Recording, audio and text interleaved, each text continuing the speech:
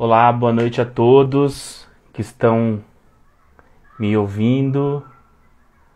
Deixa eu verificar aqui as configurações da câmera. Tá tudo ok? Sejam bem-vindos a mais uma live do Trajetórias. Essa live que está trazendo convidados, pessoas negras, para falar sobre seus percursos, né? Nas ciências, nas artes, na política, na educação.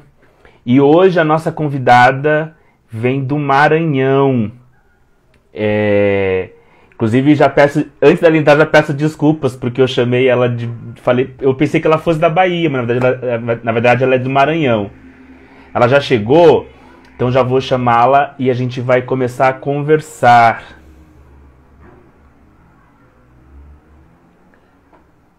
Calma aqui, aqui.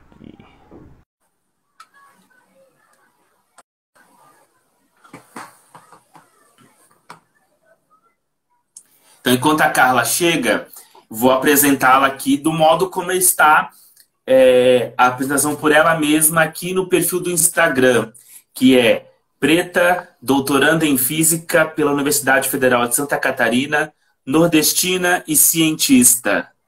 Tudo bem, Carla? Tudo bem? Essa sou eu. Você está me ouvindo? Tô te ouvindo. Você consegue me ouvir? É que eu não estou ouvindo no fone, então eu consigo te ouvir, então eu vou tirar, porque senão depois, na hora de eu jogar pro tu, vai ficar horrível. Você consegue me Tá. ouvir, né? Consigo ouvir. Tá tudo perfeito. No último vídeo estava assim, e eu achei que era um problema do meu conector. E aí, que é isso. Ah, que enfim, que é uns parafernália de youtuber, né? Aí, Sim. troquei de fone, mas eu acho que é o meu aparelho mesmo que tá velhinho. Não queria ter esse gasto, né? Mas fazer o quê? Investimento. Investimento. Pois é. Carla, ó, eu queria começar agradecendo a sua presença aqui. Você é mais uma das pessoas que eu não conheço pessoalmente, mas que as redes sociais nos fez nos conectar. E eu tô adorando fazer essas lives. Já falei isso quando o Antônio Bertolo esteve aqui, que a gente está nesse momento muito tenso, né, das redes sociais, já desde 2018, até um pouquinho antes, né? E eu tô descobrindo um mundo novo, né? Um mundo que está de fato conectando pessoas. E quando eu divulguei lá o meu canal e você falou que tinha o seu, aí eu na hora já chamei para collab e você já tinha, enquanto eu te chamava na Já tinha collab, tu já chamado estava já também. respondendo. Então isso só mostra como as coisas estão fluindo, né? Sim, tem que ser. Primeiro, eu que agradeço, na verdade, porque pelo convite. Eu fiquei muito honrada de fazer parte do convite. Vi as outras pessoas que passaram por aqui, falei, nossa, que espaço lindo que você está fazendo. Então, eu me sinto muito honrada de participar. Então, eu que agradeço. Eu espero que seja uma conversa boa, que a gente consiga impactar algumas pessoas por aí. Falar um pouco da gente, né? É isso. Exatamente. Agradecer o pessoal que está aqui presente. Deixa eu falar alguns. O Ale Plier, que é meu companheiro. O pessoal do Bora Fazer Ciência. O Antônio Bertolo. O Luarte. A Jéssica Mosca. Eu sou uma negação no celular, porque sou ceguinho, eu tenho que enfiar a cara, tá vendo? Eu E tô aí com vendo óculos aqui, olhando. o Ai Preto. O FR Toledo BR. Pessoal, muito obrigado pela presença. Carla, eu queria começar, já que eu dei a gafe de te chamar de baiana na nossa conversa, eu queria começar por aí. Eu queria que você começasse onde que você nasceu, como é que você pensou em fazer física, se você fez física no Nordeste, se você fez física no Sul, como é que é esse trânsito de nordestina para ser sulista, como é que é tudo isso aí? Menino, eu nasci no interior do Maranhão, né? Uma cidadezinha chamada Imperatriz. E daí depois a gente foi para a capital para eu poder estudar. E naquele tempo, lá no ensino médio, eu não sabia bem o que eu queria fazer, mas era muito curiosa. Ficava lendo tudo que era livro. E eu tinha um tio que ele era eletricista. E ele deixou lá em casa todos os livros dele e deixou um monte de parafernália que ele usava para consertar, que era televisão, rádio dos vizinhos, tudo. E aí, o que que eu Aham. comecei a fazer? Quando ele saía de casa, eu chegava lá no quarto e começava a ler os livros dele. E tinha várias experiências. E aí, o que que eu fazia? Eu desmontava tudo, olhando os livros, e montava de novo. E aí, sempre ficava faltando parafuso. E aí, depois ele chegava, não estava funcionando, não sabia quem foi, eu ficava calada, né? Eu não ia falar nada. E aí, um belo Já dia era eles física experimental descobriram, desde já era pequena, né? experimental, assim, ó. A criança é a curiosidade, né? E aí, um belo dia, tô eu lá mexendo numa TV de tubo, e aí eu vou mexer no tubo e levo um choque, você acredita? Aí naquele dia me descobriram. E aí eu ia para a escola e ficava estudando, foi quando, aí no ensino médio eu tive meu primeiro contato ali com a física na sala de aula, né? E comecei a me interessar. E aí, quando eu fui fazer o vestibular, eu ia colocar direito, porque, né, a gente só conhece o direito, a engenharia e a medicina. E aí eu ia colocar direito, porque eu queria vestir aquelas roupas bonitas, né? Queria, enfim. E aí eu falei com minha mãe, eu falei, vou fazer direito. Aí ela falou, por que que você não faz física? Eu falei, mas física é hobby. Física é hobby, né? Física é só para passar tempo. Aí minha mãe falou, minha filha, ninguém faz física para passar tempo. Pra passar tempo. Não existe isso. Daí eu falei, verdade. E aí eu fiz o vestibular, foi o primeiro ano do Enem. Acho muito importante dizer isso, lá em 2010.2.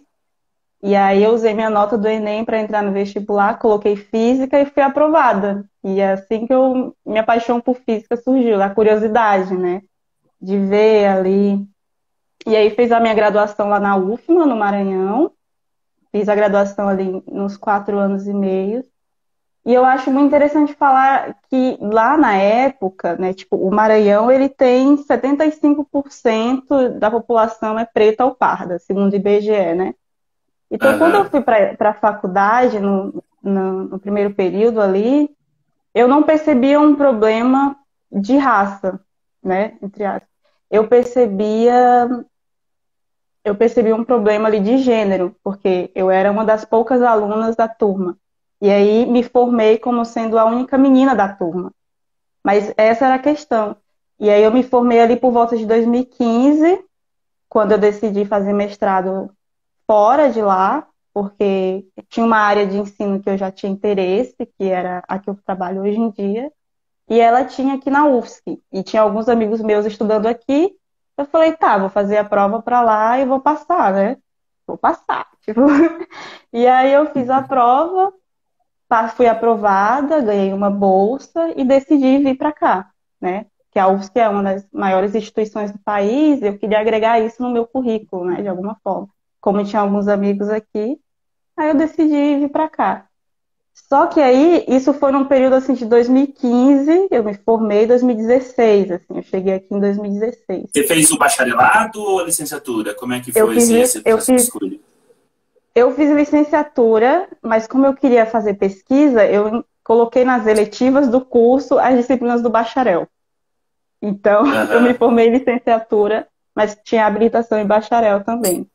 Então, que a minha ideia sempre foi permanecer na carreira acadêmica, né? Quando eu entrei lá na graduação. E aí eu acho legal falar isso, que tipo, da população do Maranhão ser 75% majoritariamente preta ou parda, porque até então, lá na época, eu ainda não me entendia como uma mulher preta. Por conta do colorismo, eu não sabia bem onde eu estava ali. Tipo, sabia que eu não era branca, né? Isso as pessoas faziam questão de afirmar. E aí eu lembro que em 2015 foi o meu primeiro despertar, né? Que é o tornar-se negro. Foi a minha transição capilar, lá em 2015.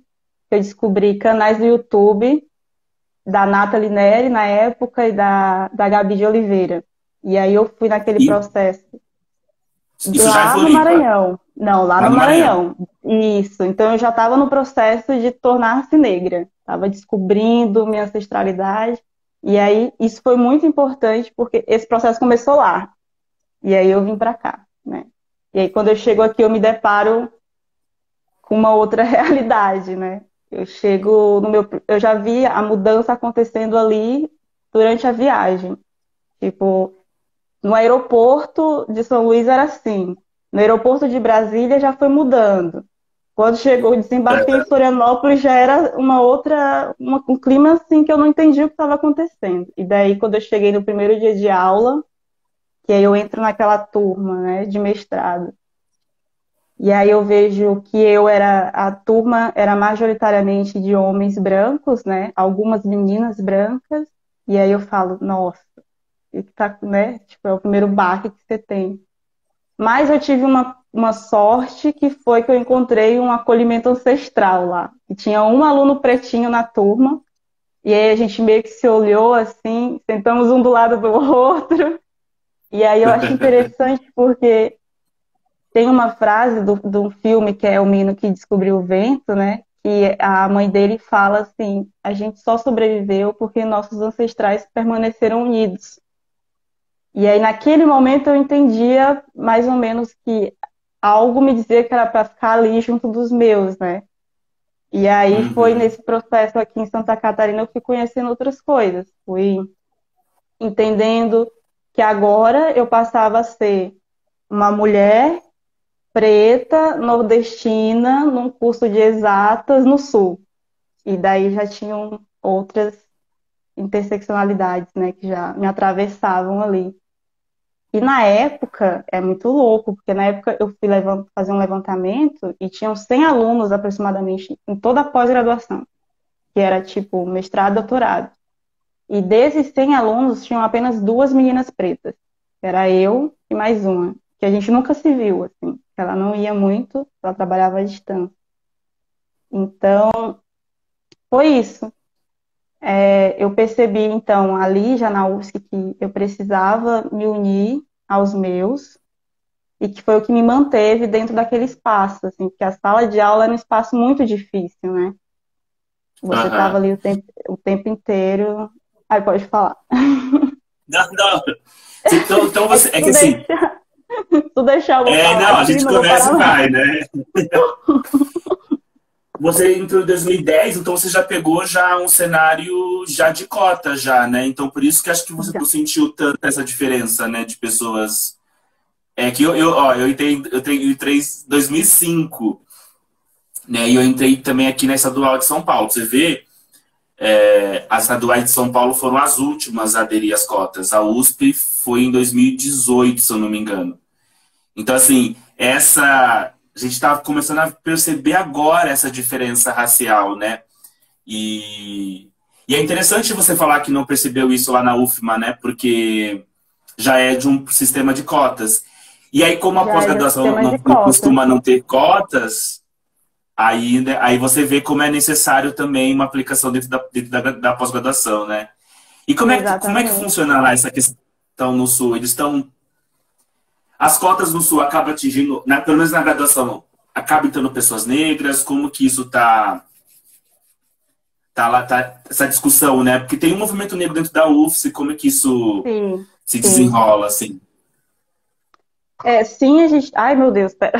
A gente tem um movimento negro muito ativo, que inclusive foi o que eu digo assim, que me trouxe todo o embasamento que eu tenho hoje, foi me unir a essas pessoas.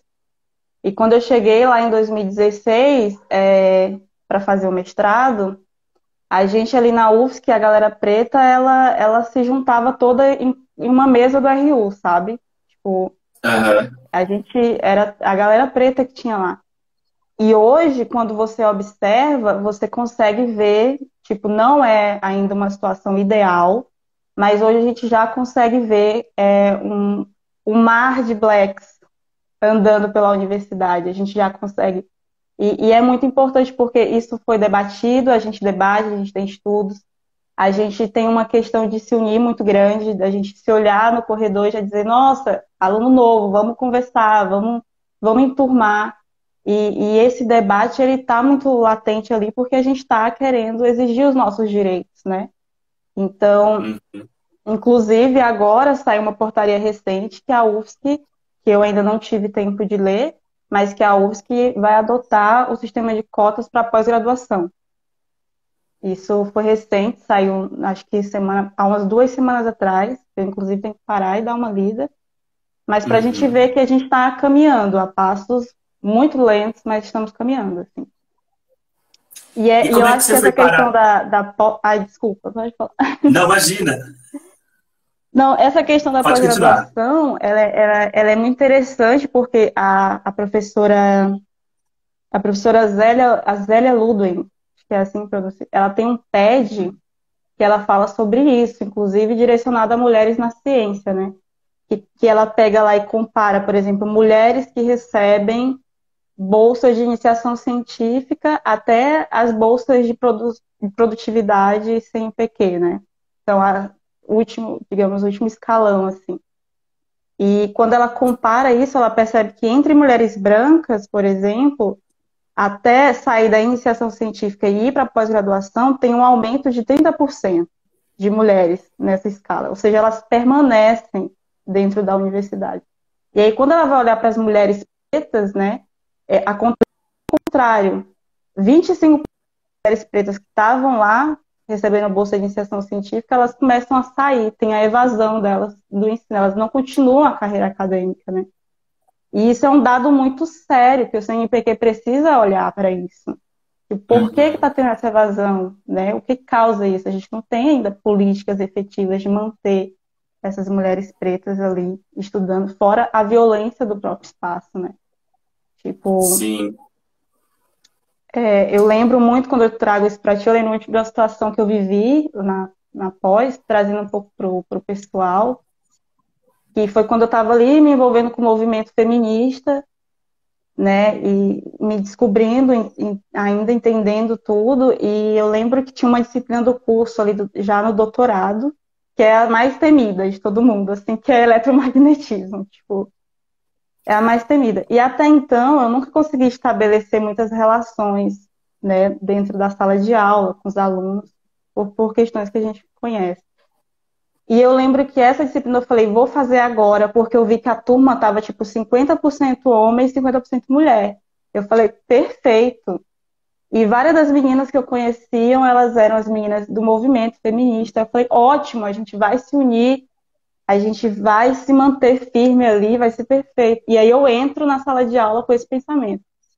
E eu lembro que um dia teve uma prova que ela ia acontecer, e era para a gente terminar e entregar ela ali na sala de aula. E, Aham. e eu lembro que eu tentei interagir várias vezes, depois de tentar interagir com o pessoal na sala, eu meio que desisti, e aí eu fui sentar para fazer a prova, e o professor pegou e falou, olha, pode fazer em equipe. E aí eu viro para o lado e vejo que todo mundo se juntou, todas as meninas se juntaram, e só eu fiquei sozinha. E aí eu lembrei muito daquela frase da filósofa, que eu vou esquecer o nome, que a minha memória é horrível, mas que ela fala assim, e eu não sou uma mulher, né? E naquele momento eu entendi o que era a solidão da mulher negra naquele espaço, o, né? Que além de ser atravessada por um machismo, ainda era atravessada por um racismo, que vinha junto com a xenofobia, tudo muito misturado. E aí, naquele momento, eu Aham. entendi que eu precisava me unir com as minhas, que entendiam a minha dor, sabe? E foi quando eu fui atrás Sim. de mulheres negras na ciência, porque quando você olha mulheres na ciência, quais são essas mulheres, né? Tipo, tem alguma narrativa parecida com a minha? Então foi quando eu fui buscar, e aí eu digo que eu fui salva pela segunda vez pelo YouTube. E uma foi lá quando me encontrei enquanto identidade negra, que vi Nathalie Neri e Gabi de Oliveira, e a outra agora que eu descubro um mar de mulheres incríveis, pretinhas e fazendo ciência. Foi quando eu descobri a, a doutora Sônia Guimarães, primeira doutora em Aham. física negra desse país. Foi quando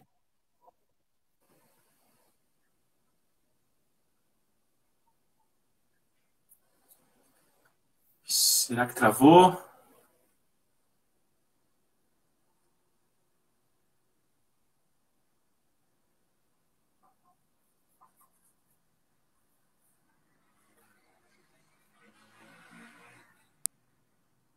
Gente, vocês estão me ouvindo? Será que ainda tá?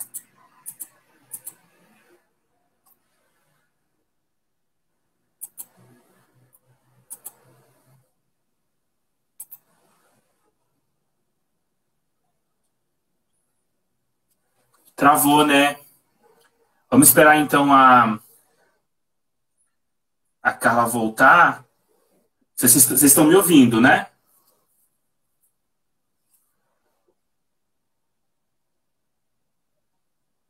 Dei um sinal. Obrigado. Então vamos esperar a Carla voltar. Porque é assim, né, gente? A internet tem dessas coisas. Mas o papo da Carla é super interessante, assim. Inclusive, é, para algumas pessoas parecem bobagem, né? Vocês pensar nesse sentido. Mas, por exemplo, quando nós somos, no meu caso, né? O caso da. Eu sou um químico, para quem não me conhece, eu sou o Caio. Eu sou formado em Química, fiz bacharelado na Unesp, depois fiz mestrado na Unicamp também na Dura. E aí eu passei para a parte das humanidades, quando eu comecei a estudar a questão do ensino de Química. Mas, nesse processo antes, eu fiz letras, então meu projeto de pesquisa, ele dialoga ali com Química e Literatura. Por isso que o meu nome aí no coisa é Caio, um Químico nas Letras. Então, por exemplo, hoje a gente teve um evento da Abrapec, que é a Associação Brasileira de Pesquisas em Educação e Ciências, e no nosso GT nós estávamos apresentando nossos trabalhos e tal, e uma das colegas, né, apresentou um trabalho dela que ela vai falar sobre a questão das identidades das mulheres nas ciências e tal. E aí uma das coisas que nós apontamos foi essa, assim, né, qual mulher que vai ser discutida, né, vai ser.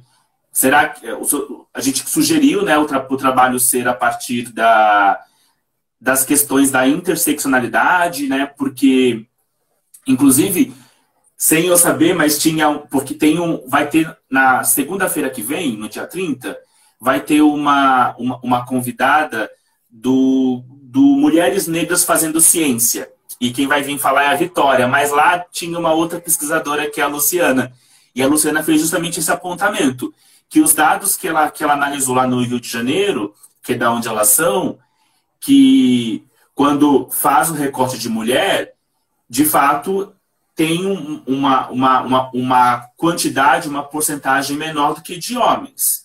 E aí, quando você faz esse recorte para a mulher negra, isso tende a zero. E isso mostra o quanto que é importante que todas as pesquisas que forem tratar de gênero também fazer a intersecção com raça, né? Porque senão a gente não consegue revelar a complexidade desse sistema de opressão, né? Porque oprime as mulheres, mas sobretudo as mulheres negras. Eu espero que a Carla consiga voltar. Aqui. Ela voltou.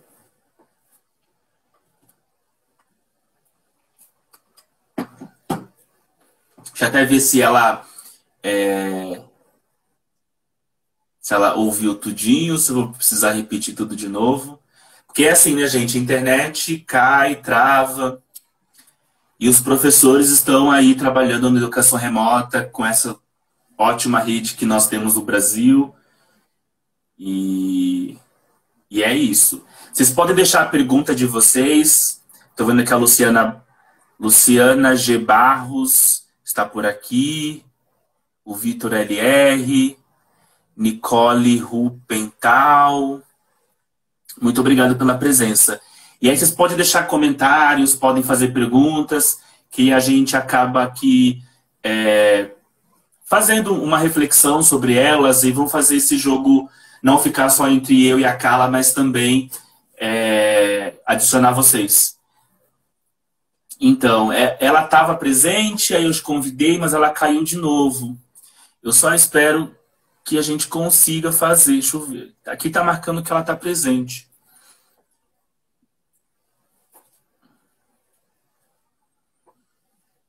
Acho que agora vai, hein?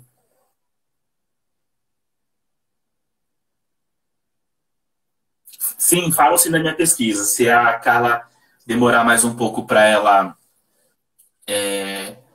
voltar a estabelecer, aí, enquanto isso eu vou falando da minha pesquisa. Mas eu quero muito que a Carla volte para falar dela, porque ela trabalha com física dos materiais, né? Que é uma questão importante, né? Muitas vezes nós, pessoas negras, nós acabamos sendo empurrados para falar apenas sobre o aspecto de negritude. Então, quando eu vi a Carla com esse trabalho na física dos materiais, e ela se propõe a falar também sobre isso nas redes sociais. Quem não conhece a Carla, ela tem uma conta aqui no YouTube chamado Física.preta, e ela também está no YouTube, Física Preta. Vou tentar chamar a Carla novamente, que ela já me mandou mensagem dizendo que está tentando, mas não está conseguindo. Se a gente não conseguir aqui terminar, gente, talvez eu vou sugerir para o YouTube. Mas acho que agora vai. Ai, será? Deve ter sido o gatinho que empurrou o molden ali. Não Ah! sei. Então, Carla, enquanto você estava off, que agora a Carla está on, Off. enquanto a Carla estava off, eu estava falando um pouco como é importante trazer nessas discussões, porque não é só uma questão puramente individual. Isso abarca toda uma estrutura do que é essa universidade. Eu comentei com o pessoal, não sei se você estava ouvindo, que hoje eu participei de um evento e aí e todos nós que éramos doutorandos estávamos apresentando os nossos trabalhos. E aí teve uma doutoranda que estava apresentando que ela queria trabalhar com as licenciandas em física, a questão de identidade, em ser mulher no curso de física. E aí, não só eu, mas como outra pesquisadora, a Luciana, vai me fugir aqui o sobrenome, mas ela é do canal Mulheres Negras Fazendo Ciência. E elas comentou o quanto que é importante interseccionalizar, entre racializar mulher branca e mulher negra. Porque quando é uma verdade que as mulheres são minoria na universidade, mas quando você tensiona isso quando você segmenta para a questão de raça, você vai ver, pelo menos ela mostrou que no Rio de Janeiro, os dados tendem a zero. Foi esse o termo que ela usou, tende a zero.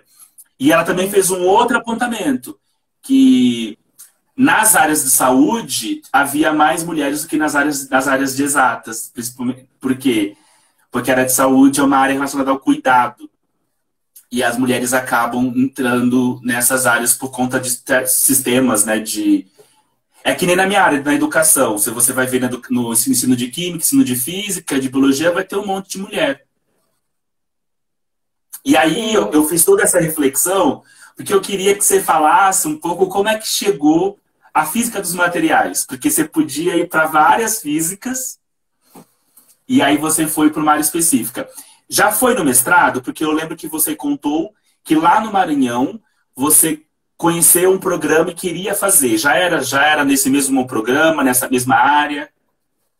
Não, eu mudei de área. Eu comecei a física de materiais já na graduação. Eu acho que eu me identifiquei muito com a física de materiais porque era uma questão de... Eu sempre gostei de botar a mão na massa, sabe? Literalmente, assim. Tanto é que eu levei um choque, né? Mexendo numa televisão que eu não Exato. deveria mexer. Então, eu andei uma volta ali na graduação. Eu acho até importante esse momento da graduação. É para a gente conhecer mesmo, ir experimentando, vendo as áreas. E eu fui ali conhecendo várias áreas diferentes e sabe quando seu olho brilha quando você olha uma coisa? Foi quando eu olhei física de materiais. Tá no laboratório, a rotina do laboratório, de fazer ciência, de observar os resultados, aquilo me enchia, sabe, de alegria. E aí eu falei, quero continuar indo para essa área. Então eu vejo muito isso vindo já desde lá da infância, da curiosidade, de querer pegar nas coisas, saber do que é feito, de formular uma teoriazinha. Criança faz muito isso, é muito bonito, assim. E aí, desde lá, eu já venho nessa ideia. E aí, ali na graduação, aproveitei um momento para dar uma estudada, uma sondada em vários professores, ia perguntando, ia vendo o laboratório. Nas aulas mesmo, a gente tem aula de laboratório, eu ficava super empolgada. Eu lembro de uma cena, inclusive, que caiu um negócio no laboratório e um professor falou assim, Carla. Então, já tinha aquela curiosidade. E acabei indo e estudando um pouco mais sobre isso. E aí eu lembro que um dia eu vi uma questão que era dessalinização da água do mar, que era a Aham. possibilidade de levar água para lugares onde a gente passa por extrema seca. E eu vi aquilo e falei, eu preciso trabalhar com isso, eu quero, eu sinto que é isso que eu quero. E aí foi quando eu fui pesquisar lá na UFSC e encontrei que aqui tinha um grupo de pesquisa, né, duas professoras que trabalham com essa tecnologia. E aí eu falei, quero ir para lá. Então eu já comecei ali na graduação e no mestrado eu acabei indo buscar algo mais específico, assim. Até então na graduação eu estava em outra área, eu trabalhava com uma área muito mais específica e não era tão voltada para o social, e eu queria uma coisa que fosse mais para o social, pudesse impactar Aham. mais vidas.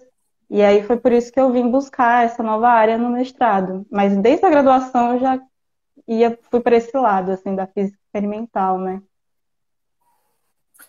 Olha, agora eu vou falar um pouco de mim. Eu fui, não deu certo. Porque É aí, que ser experimental é um ó, exercício de paciência e amor, eu entendeu? brinco que eu falo assim, quando, na próxima vez, na próxima encarnação, eu vou passar 2 vezes na fila do olho. Porque meu olho é muito ruim, é muito ruim. E desde pequeno era assim. Aí eu tenho uma história que eu sempre conto, que eu estava na graduação, a gente tinha que fazer uma reação de tinha que nitrar o benzeno, nitrar o tolueno. Tinha que nitrar o tolueno. E a reação tinha que ser feita a 6 graus. Então tinha que fazer uma mistura de ácido nítrico com ácido sulfúrico e tinha que ser a 6 graus. Aí, o bonito aqui foi fazer, né? Aí não tava subindo. Todo mundo subiu a temperatura e eu, não tá, manda mais, manda mais. Aí eu falei, aí chegou no 6.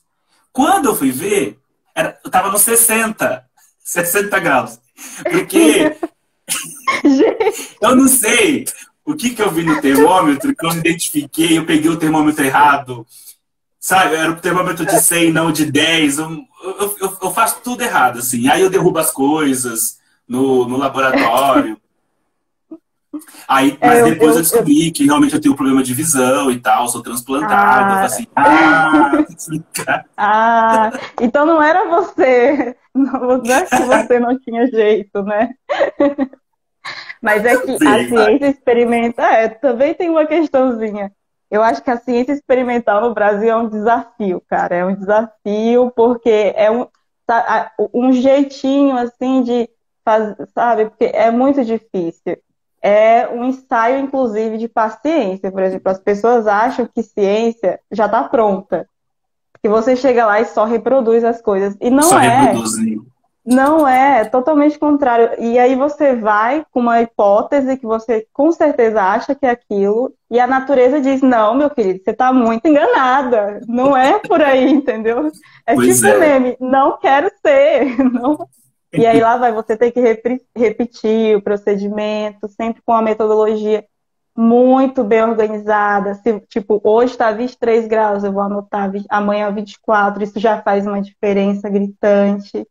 Eu lembro que na minha graduação eu tentava crescer Aham. monocristais, né? Tipo sal, sal é um cristal. E aí eu tentava crescer monocristais. Só que os bichinhos, eles eram sensíveis demais. Era assim, eles eram. Tinha que tratar como se fosse rei, sabe? Aí eu deixava lá um mês eu tentando, tinha que colocar as gramas certinhas. Aí você vai, tipo, 50 gramas. Aí tu coloca lá 49,5. Aí tu fala, ai meu Deus. Aí você bota mais um pouquinho, 100 gramas, refaz o experimento. E aí tem que ser. Aí beleza, fazia os cristalzinhos, deixava eles dormindo no forno. Caía a energia elétrica do prédio, foram 6 meses de trabalho perdido, sabe? Desandava o negócio. Tava, ficou sem energia elétrica, já não funcionava. E aí lá vai você Imagino. repetir o experimento. E é isso, física experimental é duro, assim, o negócio. Eu Aqui, por imagino. exemplo, eu não posso deixar cair nada, porque eu trabalho com ácido. Eu não quero deixar os ácidos caírem, né? Então, é isso.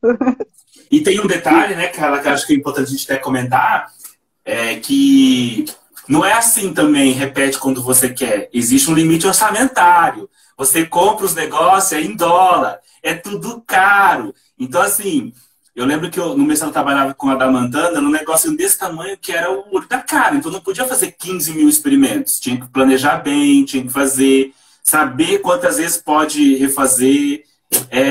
Tem essa Sim. pressão também, né?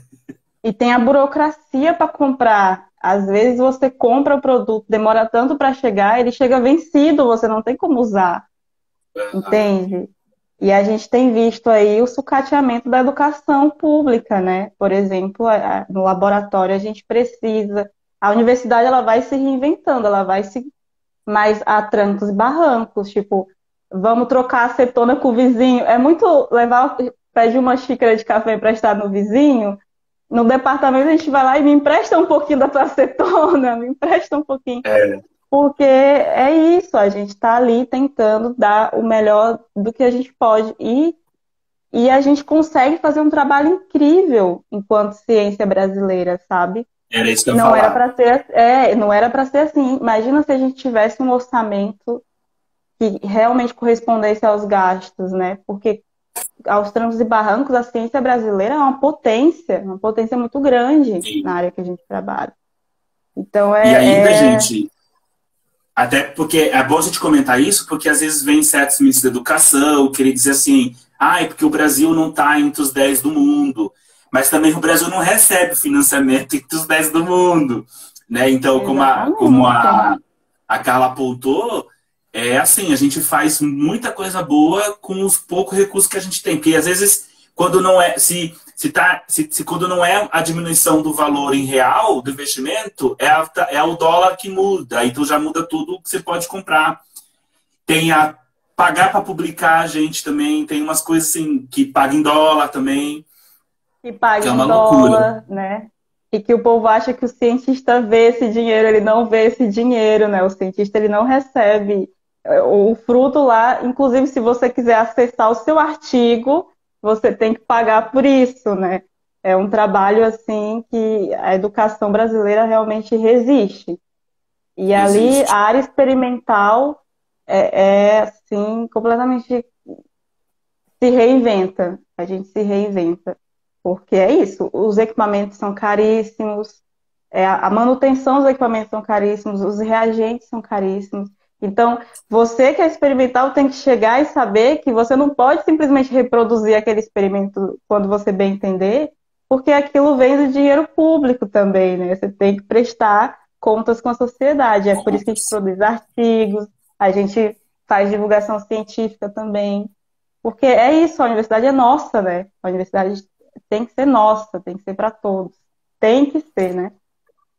E aí, nesse sentido, né, que é uma outra relação, também a gente está falando de ciência aqui, a gente precisa viajar também, porque não é só no laboratório, tem que apresentar os eventos, tem que ir para fora, às vezes, até mesmo dentro do país, né, que é caro também, as passagem, tudo isso.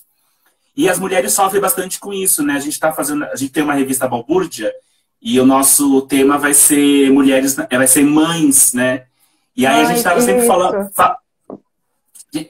e a gente estava falando sempre assim, como a maternidade impacta na ciência, mas também tem o contrário, né? Porque o trabalho de cientista é um trabalho que necessita de viajar com certa frequência. E aí, quando você tem um filho pequeno, como é que você, enquanto cientista, lida com isso? Então, é a profissão que interfere na maternidade e a maternidade que interfere na profissão. É algo assim, né? Sim. Bem E interessante, que, né? e que essas mães elas deviam receber um aporte por ser mãe, porque você é mãe e é pesquisadora, entende? Tipo, eu não tenho como, eu não tenho filhos, mas vejo as pesquisadoras, por exemplo, do departamento, que elas, depois do primeiro filho, têm que ali fazer um trabalho dobrado, e eu não vejo a universidade, infelizmente, proporcionando uma situação de conforto para essas mulheres, né? E viajar não é só viajar. Viajar significa trocar experimento, trocar conhecimento, falar sobre a sua pesquisa, aprender sobre a pesquisa do outro. E às vezes mais que isso, por exemplo, se você é físico experimental, às vezes você tem que ir lá na luz síncrono para fazer um raio-x da sua amostra que é lá em São Paulo. E tem que ser você, porque você que sabe manipular, você que se debruçou sobre aquele trabalho. Então a gente precisa ter esse aporte e olhar, né? para as mulheres como um todo, para todas essas questões que se entrelaçam e são importantes, né? E eu acho que você Sim. colocou muito bem, porque de fato é uma questão que precisa ser debatida e a gente não vem conversando sobre isso, né? E você que falou uma coisa de viajar para fazer experimento, que eu lembrei de umas coisas que aconteciam lá no laboratório. Porque às vezes, gente, esse pedir emprestado, às vezes não é no laboratório do lado, é de um laboratório do outro estado. E aí, porque a gente na química troca faz muito isso, né? E aí o que Aham. acontece? Você não pode viajar com um pozinho branco na bolsa. Porque qualquer Ai, que história boa que policial você me passa, vai trouxe achar que agora. é. E aí tem Então, todo um procedimento de documentação para provar que você está viajando com um negócio específico. Enfim, gente, agora você imagina, classe média isso já sofre. aconteceu comigo, né? Agora você imagina uma mulher preta tendo que sair aqui do Conte. sul, indo lá para o Nordeste para fazer uma análise, né? De um monte de pozinho branco dentro de umas cápsulas. Você vai assim, ó, com o coração, né, já preocupado, com uma série de documentos preparada para ter que explicar o que é aquilo. E aí a barreira inicial é você explicar que você é uma doutoranda, que você é uma doutoranda em física e que aquele material é o material do seu trabalho, né? E aí você passar no Aham. aeroporto com tudo isso, tem toda a questão do constrangimento de você ter que convencer as pessoas que você é uma cientista e de que aquilo ali é o Porque seu trabalho. quando vê você de cabelo rosa, Cabelo rosa, piercing, cheio de tatuagem, com os pozinhos brancos, né? Cabeça, o senso gente, comum da. Enfim. vão lá no perfil depois de acabar da Física Preta, que você vai ver várias fotos dela de cabelo verde, cabelo grande, de trança. É sensacional, assim, muito bonito. E como é que é nesse. É bonito, né, esteticamente, mas eu penso que causa certo estranhamento. Acho que talvez hoje menos, mas antes, quando você começou, porque tu tá lá no seu pôster com as suas roupas, com o seu modo de ser, e como é que. Já teve algum desconforto por Já, você ser toda colorida e. já, vários, assim. Tem os dois lados, tem os turbilhões de elogios, né? Que é maravilhoso. Mas tem o outro lado de desvalidar o meu trabalho, porque acha que, como eu não tenho um um perfil de cientista que se espera de um cientista, acreditam que o meu trabalho ele não é de qualidade. Então, várias vezes já aconteceu assim, de eu estar no lugar e as pessoas olharem assim meio estranho, tipo eu com minhas tranças verdes, ou com cabelinho rosa, e as pessoas olharem estranho assim, mas física? Você nem tem cara de física, né? Tipo, tem cara de humanas. Aí eu falo, gente, obrigada pelo elogio, mas também sou da física e tudo mais tentando levar a coisa com um pouco de constranger o outro, né? Tentando Aham. constranger o outro. Mas já aconteceram várias vezes. E eu lembro que, inclusive, teve um tempo assim que eu estava um pouco mais, né? Tipo, não tão nutrida, que eu falo, pensando, não estava tão nutrida que eu tentei até, falei, vou pintar o cabelinho de preto, vou ficar mais basiquinha para ver se eu fico eu passo por menos situações constrangedoras, né? Que não deveria ser constrangedora para mim, deveriam ser para os outros. E eu falei, cara, não vou abrir mão da minha identidade, eu sou assim, eu gosto de pintar os meus cabelos coloridos, e as pessoas vão ter que entender que isso não vai diminuir a qualidade do meu trabalho, e eu vou continuar transitando esse espaço com meu cabelo verde, com minhas tranças rosas, com meu piercing na cara, e vou continuar falando da minha pesquisa, trazendo meu material de qualidade, me apropriando de quem eu sou, porque essa é a nossa identidade, né? É isso que a gente é. E eu falei, não vou abrir mão de tudo isso que eu sou para me encaixar num quadrado que esperam que eu seja. Não vou. Mas, assim, já rendeu várias situações complicadas, assim. De mandarem eu prender o cabelo, que não estavam enxergando o quadro, sabe? Coisas do tipo. Enfim. Carla, nós estamos nos aproximando dos 10 minutos finais, já são 19h50. Eu aviso isso porque o Instagram, em uma Não! hora, ele corta. E aí, como a gente começa a falar e vai se empolgando, eu queria deixar esses tempos finais para você falar um pouco do seu projeto nas redes sociais, né? Porque, querendo ou não, é, é um trabalho, né? Essa divulgação de você enquanto pessoa, você enquanto intelectual, você enquanto cientista, você enquanto mulher negra. Então, eu queria que você comentasse um pouco do teu canal, Física Preta, da tua conta no Instagram, enfim. Ah, então, a Física Preta nasceu de um projeto que já era muito antigo, mas que eu acho que era agora, que era o momento para ele nascer. Que é como eu falei, né? Quando eu me vi naquela situação e que eu descobri várias doutoras pretas, vários cientistas, intelectuais, mentes brilhantes, aquilo me trouxe um aconchego, me trouxe uma calma, me trouxe um pertencimento. Pela primeira vez na vida, eu me sentia pertencente àquele espaço. Eu entendia que aquilo era possível para mim, que aquele espaço é meu, sim. Afinal, mulheres pretas pagam 3 vezes mais impostos, né? Então, eu entendia que aquele espaço era meu também. Ver essas mulheres falando sobre a sua trajetória, falando sobre a sua caminhada, falando sobre a sua pesquisa, acalmou meu coração naquele momento.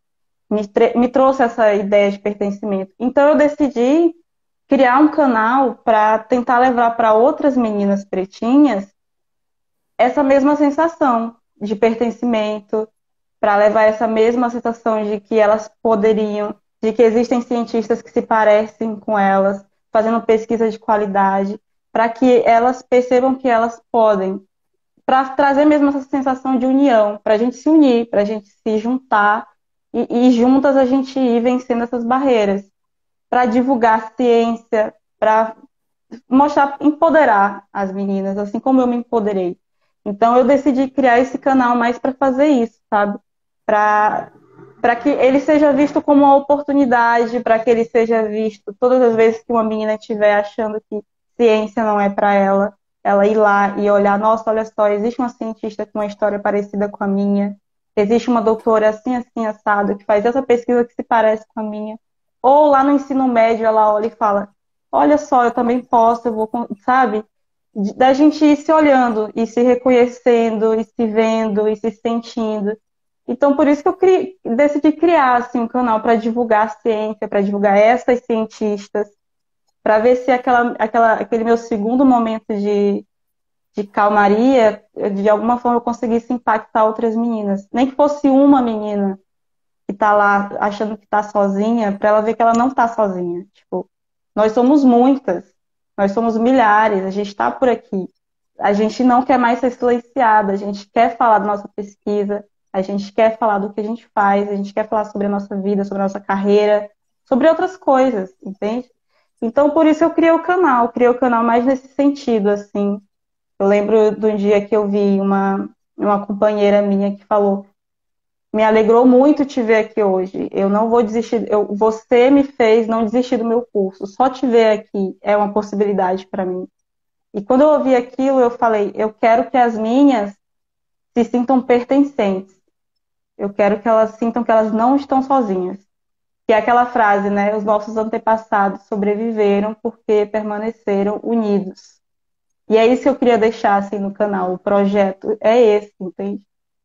Isso, eu Uhum. acho. Acho que eu falei muito, eu fico emocionada, eu gosto de falar, se deixar vai 2 horas. Não, mas eu entendo perfeitamente a sua emoção, assim. Eu senti isso, como eu transitei entre a química e a letras, né? E o perfil, para mim, de mulher, doutora, orientadora, era tipo Araci Balabanian, sabe? Assim, cabelo louro, do laque, ou então com aquele terninho, assim. E aí eu Sim, estive na Associação Brasileira de Pesquisadores Negros, a BPM. negros, a Eu fui para o BPM. congresso. Foi muito assim, eu fui pro congresso, trabalhava com educação à distância, e aí eu já tava com esse meu black, que depois que eu deixei crescer eu não tirei mais. E aí uma professora, doutora da UFG, a Ana Benite, ela falou assim, Caio, você conhece a BPM? Vai ter um evento esse ano lá em Goiás. Desculpa, no Mato Grosso do Sul, em Dourados. Aí eu fui. Quando eu cheguei lá, e assim, eu me senti em outro mundo. Falei assim, mas gente, tudo isso é doutor, doutorando, mestres, mestrandos. E aí teve uma hora que eu sentei para assistir uma palestra e eu olhei assim, eu lembrei da minha avó. E eu falei assim, nossa, essa doutora aqui do meu lado parece a minha avó. E eu percebi que toda essa minha trajetória, eu nunca tinha visto uma doutora que se parecesse com a minha avó. E aquilo para mim foi muito assim impactante, assim, nossa, realmente a gente precisa de espaços como esse, né? Ao meu ver, só fala que representatividade não importa Atividade. quem já está representado. Quem já está representado, exatamente. Exatamente. E assim, eu lembro que quando eu voltei da viagem, eu chamei minha amiga Luciana e falei, Luciana, cara, a mulher parecia minha avó, sabe? Assim, eu nunca tinha pensado que minha avó pudesse ser uma intelectual, entendeu? Assim, claro que a minha avó não fez pós-graduação nem nada, mas você vê, isso é importante. Isso, se toca em mim, pode tocar em outras pessoas também, entende? Acho que você Exatamente. entende, né? Sim. Entendo. Entendo bem.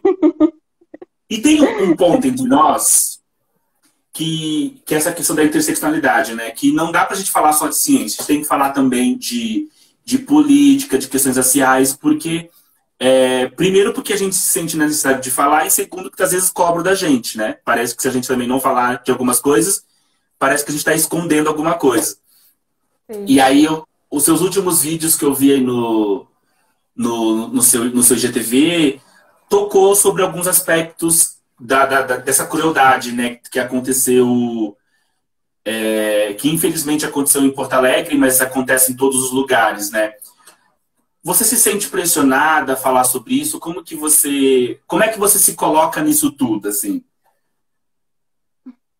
Eu não me sinto pressionada a falar sobre isso. Eu sinto que se eu não falar, eu mesmo me sufoco. Porque vai para além de mim, vai para além de você. Porque quando cai um dos nossos, é dos nossos, entende? Tipo, é insuportável ficar calada. Ficar calada é basicamente isso, é insuportável ficar calada. Tipo, então eu não me sinto cobrada pelos outros a falar.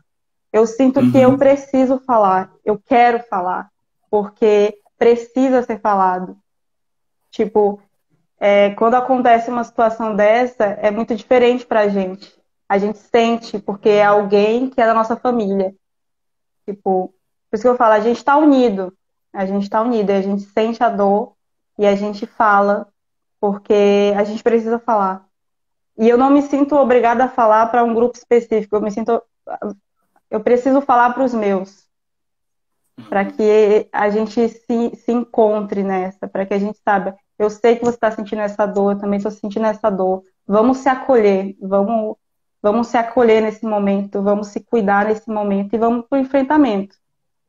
Porque a gente não tem como não partir. Nesse momento atual que a gente se encontra, o enfrentamento está aí. Quando a gente sai na rua, quando a gente acorda, sabe? E não dá mais para a gente viver com esse medo. Não dá. Tipo, eu não me sinto cobrada por outros a falar. Eu sinto que eu tenho a necessidade de falar porque senão me sufoca. Não dá para engolir a seco mais, sabe? Chega, já nos calaram por muito tempo. Não aceito que me calem, né? É isso, eu acho. eu sinto, às vezes, assim, porque para algumas pessoas a universidade ela ganha um certo status social, né? Do tipo assim, nossa, eu estou na universidade, eu não sou mais aquela pessoa. Mas eu, que sou uma pessoa negra de pele clara, eu sinto uma coisa que, do ponto de vista social, é indiferente, sabe? E isso porque aconteceu uma vez comigo, algo que eu trabalhava em uma universidade e eu moro em São Paulo, eu trabalhava em Santos e a minha família é toda da favela do México 70 lá em São Vicente. E aí, quando eu fui trabalhar, falava assim, vou dormir na minha mãe. Então eu saía da zona da elite de Santos e ia dormir na favela na casa da minha mãe. Porque a gente faz doutorado, mas a gente não fica rico, não dá para tirar todo mundo, né? Aquelas coisas. Sim. E aí eu estava bem vestido, porque eu tinha acabado de dar aula para engenharia de petróleo, ou seja, estava dando aula para um curso elitista. Elitista. E aí eu chego Então eu não tava vestido de qualquer jeito. Aí eu entro no beco da casa da minha mãe, que minha mãe mora no fundo no beco. Eu tava com fone de ouvido. E aí eu tô de camisa de social, de calça social, de sapato. E aí quando eu tiro o fone de ouvido para abrir a porta, para falar, mãe, cheguei, aí eu percebi que o policial tava com uma arma na minha cabeça. E aí aquilo para mim me impactou também, do tipo assim, o fato de ser doutorando, de ser doutor, o que aconteceu com aquele corpo negro pode ser o meu amanhã. Então, assim, é preciso falar porque nenhum de nós, pessoas negras, está livre de acontecer aquilo com você mesmo, com um parente seu. E isso é assustador, né? É assustador, é assustador. Não que, eu acho que não que a gente esteja buscando ser melhor do que ninguém porque está na universidade, mas a gente merece, a gente tem o direito de ter dignidade. E quando a gente vem para a universidade, a gente vem muito, eu acho que é uma coisa que é muito da gente, a gente não vem sozinho. Quando a gente se Uhum. forma, por exemplo, a gente sempre pensa no nosso núcleo inteiro, porque a gente mobilizou um núcleo inteiro de pessoas para que a gente pudesse estar ali com aquele diploma. Então, nunca é uma coisa individual. Isso é muito da gente, o que é uma coisa linda que a gente traz, é que nunca é individual. Seja as vitórias, sejam essas situações como essas, elas não são individuais. Porque antes de chegar um diploma de doutorado, antes de chegar qualquer coisa, qualquer cargo, a nossa cor ela chega primeiro, né? Que foi criada, a nossa cor ela chega primeiro. Então, isso que é uma coisa que é importante falar. Eu também, eu saía da universidade que era no centro e 2 horas no ônibus indo para casa para uma região mais periférica, né? E lá não tinha essa história de ela é graduanda, existia a beleza de a menina estar estudando, porque para o nosso povo o estudo é uma coisa diferente, a necessidade. Eu esqueci a frase que eu ia trazer agora, mas nunca é individual. Tipo, poderia ser eu, poderia ser você, poderia ser qualquer pessoa da gente. Se fosse doutor, se fosse juiz, poderia ser, porque a nossa cor chega primeiro, né? Por isso que eu falo, é impossível a gente ficar calado, porque é sufocante. A gente precisa, eu pelo menos me sinto na necessidade de falar, porque falar cura também e falar mobiliza, movimenta. E a gente vai se movimentando, a gente vai se protegendo, a gente vai se cuidando entre os nossos ali e exigindo que os outros nos respeitem também. Respeito.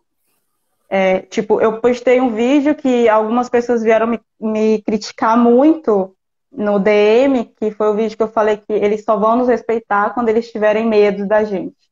Aí veio umas pessoas comentar, ai, medo, não tem que ser medo, tem que ser respeito. Eu digo, sim, eu concordo com você, mas neste momento não está havendo respeito.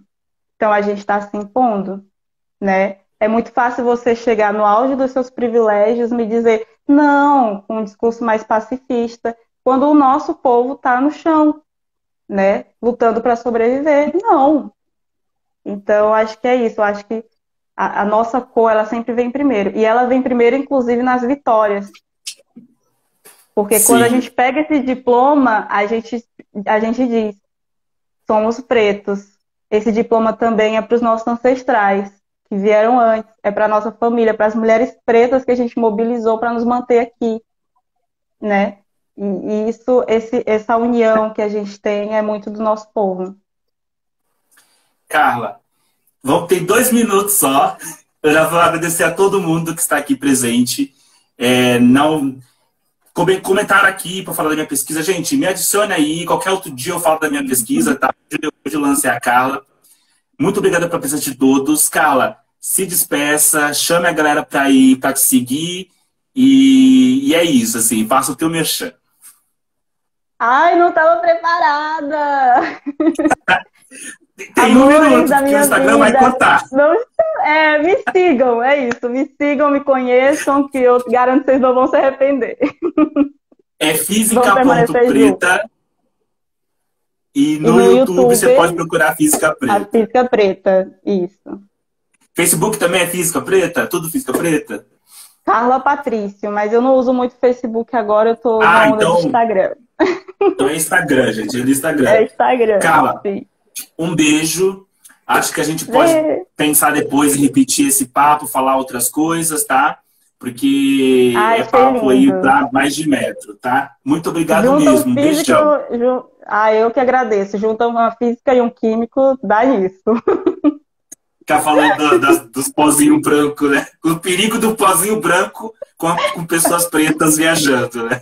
Exatamente. Tchau. Tchau, obrigada.